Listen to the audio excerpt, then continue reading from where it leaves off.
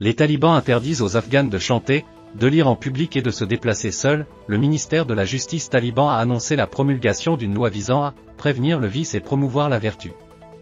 Cette nouvelle législation de 114 pages vise à renforcer la stricte interprétation de la charia. Aujourd'hui, je souhaite aborder un sujet d'actualité en Afghanistan, un sujet qui affecte profondément la vie de millions de femmes. Récemment, le régime taliban a promulgué de nouvelles lois restreignant sévèrement les libertés des femmes. Imaginez qu'on vous interdise de chanter, de lire à haute voix ou même de réciter en public.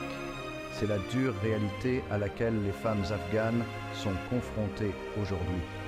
Il ne s'agit pas seulement de voix, mais de présence. Les femmes doivent se couvrir entièrement le corps et le visage lorsqu'elles sortent. Elles ne peuvent pas regarder des hommes qui ne leur sont pas apparentés et doivent être accompagnées d'un tuteur masculin lors de leur déplacement.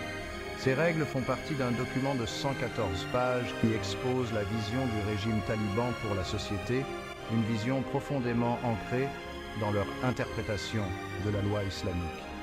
Le ministère taliban pour la propagation de la vertu et la prévention du vice est chargé de faire respecter ces lois. Les violations peuvent entraîner des avertissements, des arrestations et un climat de peur et d'intimidation.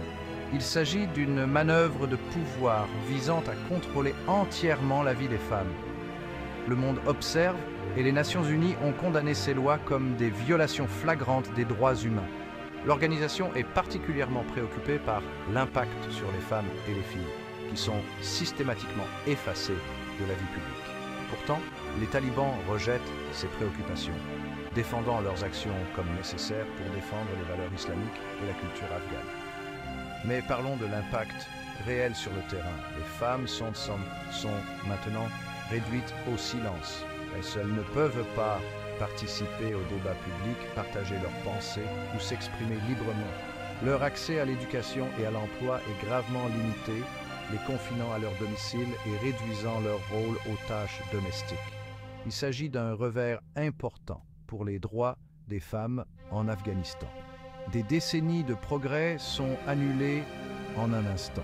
La communauté internationale continue d'appeler les talibans à respecter les droits fondamentaux de tous les Afghans, quel que soit leur sexe. Mais il ne s'agit pas seulement d'une information, c'est une réalité pour des millions de femmes. Et tandis que le monde observe et condamne, nous devons nous rappeler que ces femmes ont besoin de plus que de simples mots. Elles ont besoin d'action, de soutien et de l'attention du monde pour changer leur réalité. Merci de votre attention. Si vous êtes touché par cette situation, envisagez de soutenir les organisations qui luttent pour les droits des femmes en Afghanistan. Chaque geste compte. Soyez forts et continuons à nous battre pour un monde meilleur.